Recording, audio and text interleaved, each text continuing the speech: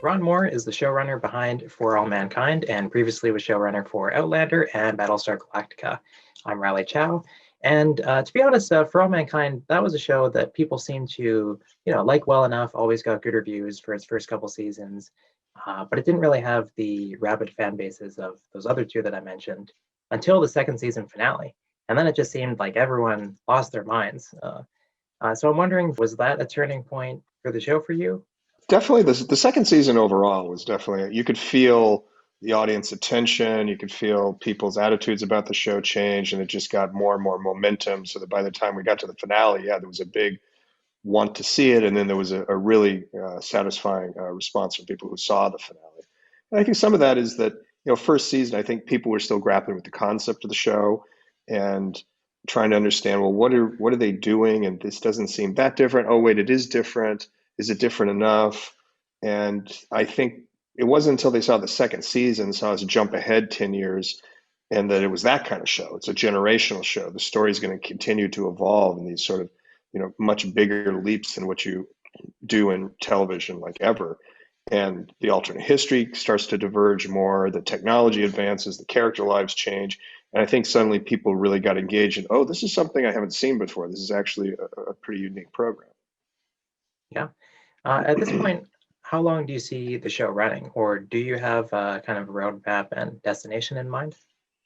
When we first pitched the show to Apple, we talked about it as a 5 year arc, sorry, a 7 year arc, and we sort of stroked out what the general schematic would be for seven. I think every season we kind of revisit that notion and sort of say, okay, where are we? What did we learn last season? Where do we feel like we are? What do we want to do? How much of that initial framework still holds? I think now you're at a place where, yeah, I'm still hoping that we continue to do at least seven, and the way the show is moving, you have the potential to go even bigger and longer with it. Kind of, it all depends on success, and it depends on the creative, aspects of it as we move along. But I'm very optimistic at this point. I wonder if it goes for that long and you keep doing all these time jumps if you start playing with life expectancy. Oh yeah, all that. Yeah. We've talked about changing life expectancy. We've talked about different technological changes and how they would affect society and politics and climate and all kinds of things. And at a certain point, you catch up to the present. You start to exceed the present and move into what our future is too. And the show becomes more and more strongly a science fiction kind of piece the further out you go. Wow. Now, over the first couple of seasons, you had a couple chances to kind of, I guess, reimagine where you were going. First, during the hiatus between the first and second season, of course, but then also when you were shut down for several months because of COVID, as everybody was. So I'm wondering if during those points, there's anything that you realized was kind of working like even better than expected and that you wanted to write more toward. I think we started to realize that the audience would accept these time jumps. Like in the first season, we started to jump ahead by months, and then we jumped a year in the middle of the season, and that was a fairly risky proposition at that point. And we were happy to see that the audience was willing to go with that. Like, oh, okay, yeah, we'll take these jumps and we'll move ahead in time and reset the deck. So in between season one and two, we felt more confident that based on the audience's ability to handle these kinds of jumps, we could go aggressively into the future. And also, we were really happy to see that people really seemed to like the alternate history of the show, and that the political things that were happening in the background, some things that were just happening on newscasts, are the things that were more prominent in the storyline. And there was a whole segment of the audience that really enjoyed what we were exploring in alternate history. So in the second season, we really leaned into that even more. And by the time we started really aggressively breaking the third season and writing those scripts, we still were, because of COVID, we were still pretty far out from getting audience reaction to the second season. So we mostly just went on our basic instincts about what we had learned and what we personally liked about the show. And then when season two was finally airing and we were getting audience feedback, it was nice to see that most of it validated really what we wanted to do in the third season. What about on the other end in terms of course correcting? Was there anything that you think didn't work as well that you made changes with? I think, we played around with pace and rhythm. I think, season one, we wanted to lay in a lot of character background and a lot of character detail and really lay a foundation for what we were doing. And I think then in retrospect, we realized at the beginning of season one probably was slower to the audience than we thought it was, because we thought we were really building, foundationally and like, moving stuff ahead. And then I think we realized that the audience felt that, okay, we get it, and that we could have moved on maybe a little bit quicker. from the jump in season one. But season two felt like we were still going to do somewhat of a slow burn going towards the finale because we had an idea for a really big finale, and we just wanted to sort of open the season with a pop. We wanted to have like the solar storm on the moon, just to sort of give a little bit of energy at the top of the season, so that the audience would have a little bit more patience for all the sort of building and character foundation that we would still lay. Now, when Battlestar Galactica started, and probably peaking toward the end of the run of that show, it became really trendy to kind of write anti-hero dramas. Whereas I would say that you've had, a long career as a showrunner where you kind of haven't gone in that direction. In For All Mankind, you have very complex characters with flaws, but I don't think you could ever say that they're like quite despicable. I'm hoping you can speak to all that. Yeah, I mean, I watch those shows, and I enjoy those shows. Certainly, Tony Soprano is one of the great characters in the history of television. I love The Sopranos. Uh, it's just not something I find myself wanting to write, really. I mean, I tend to love all my characters, and I tend to have great empathy for all of them, and I really like them, and I don't really want people to despise them. So it's probably just kind of a personal choice, of mine. Yeah, I think you actually have a bit of an optimistic view of humanity as well with the revisionism in For All Mankind. It leans in a more progressive way than I guess things have actually played out. I think that's fair, and I think I am an optimist and an idealist, and I think I do try to look for the positive and the good, and I try to believe in a better tomorrow, and I find that I imbue my shows with that kind of point of view. Yeah. To this end, I guess we have a bit of a guest question or observation from our editor founder, Tom. He's fascinated by how in this subgenre of the space opera, how you have these heightened emotions, you've got melodrama, and it was the same thing in Outlander too, where you're playing into these things that are kind of not as trendy with critics and creators who are tending to lean more toward cynical detachment. But obviously, you've had enormous success with these and everyone treats them just the same. So can you speak to those? Well, I think there's room certainly for all of that. I think, like I said, I enjoy the shows that are more cynical and have anti-heroes, and I like a good dark tale as much as anybody. But I prefer to tell this kind of story, and I like optimistic shows, or at least having an optimistic point of view.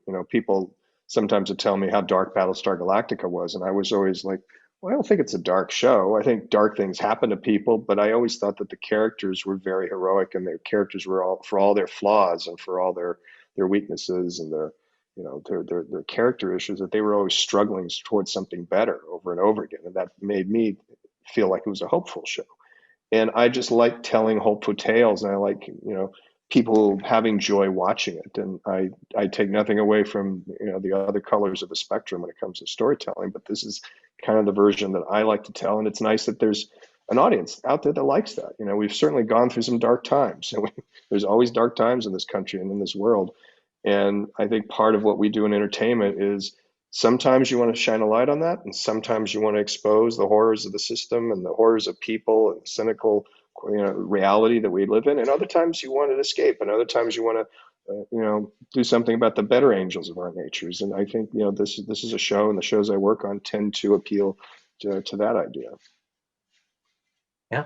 Okay. Switching gears a bit. On this show, you don't have an in-house director. You have guest directors doing 2 episode blocks. How do you maintain kind of consistency when that key force is always changing? It's just the way I've always pretty much done it. I mean, Michael Reimer for a time was an in-house director with us on Battlestar, but he was so part of the firmament and how that show was created that it didn't feel like it was a different role for him. But generally speaking, the writers and the producers, it's our responsibility to maintain the tone week to week, and we work very closely with the directors. We have a lot of conversations with them and the cinematographers and the cast, and we just feel like we welcome the director to come in as a new point of view and a fresh voice, and to sort of help us tell story. But we kind of feel it's our obligation to sort of maintain the tone and the consistency and understand the continuity within. I noticed that as a showrunner, often they tend to write the bigger episodes, or they'll definitely script the premiere, the finale. Whereas I feel like that's never necessarily been the case with you, or at least not consistently. Um, yeah. How Yeah, do I you mean, decide? it is one of the perks of the job is you generally get to assign yourself the fun shows. But I try not to abuse the privilege. I do like, or I used to like writing the premiere episode, and there was a clarity to that, and like setting the tone for the season. And the finale is always difficult because you're so far in, and there's so many pieces, happening, and there's so much going on that you're just trying to carve out space to do it. And sometimes it's just a better use of my time to be producing or rewriting another script or helping another writer or dealing with production issues or budget. And that, if you have a good staff, they should all be able to write almost any episode. And so one of the things you look at is just the batting order of the writers and who's working on which episode. Sometimes it just makes more sense for me to take episode 8 than it does for me to hold out and wait for the finale. What about, do you have any opinions on this news that's coming out kind of about Marvel, how they're, making all these shows now, but they're doing it more the feature film model, where you have a producer, you've got a director, and the writer is not the showrunner? I haven't really heard too much of that. I mean, I don't know. There's certainly a lot of ways to do this. The style of how you produce and write television, continues to change and evolve, and there's so much content right now. It doesn't surprise me that people are trying different models and different ways of doing it. And if you're in the UK, the model that you're talking about is more common. There's a producer, and then the writer kind of writes his thing and his or her thing, and kind of goes away, and then it's the producer and the director. I've never done that. That model doesn't particularly appeal to me. I like having a writing staff. I like the communal aspect of that.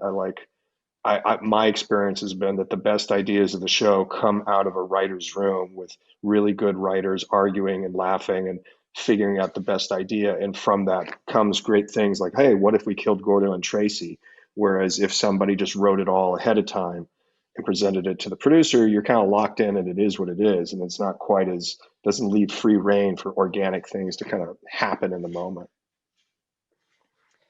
So Outlander has a following like no show I've ever seen. We have a video from 6 years ago where we interviewed Sam Heughan, and that's kind of our most watched video Oh, is every that single right? month. Yeah. Wow. So yeah, so I do need to ask, if you have an update, or even if you don't have an update about the spinoff. Oh, there's no news yet. I mean, it's the same answer I've given a while. It's still conversations. We're still in the conversations with Stars. I am hopeful and optimistic that that will happen too. I just don't know when, because it's just one of those things that, yeah, we keep talking about it, and just no one's quite moved it forward yet. Okay, and for my last question, I'll go back to the beginning of the show for All Mankind, when Ed, he's talking about how he feels like NASA has stopped taking risks. I wonder how much that reflects your own worldview. It very strongly reflected my worldview. I mean, I felt that in the wake of something like the Russians beating us to the moon, that opinion would suddenly be valid, and that opinion would have, would real weight behind it. Look at what our caution has cost us.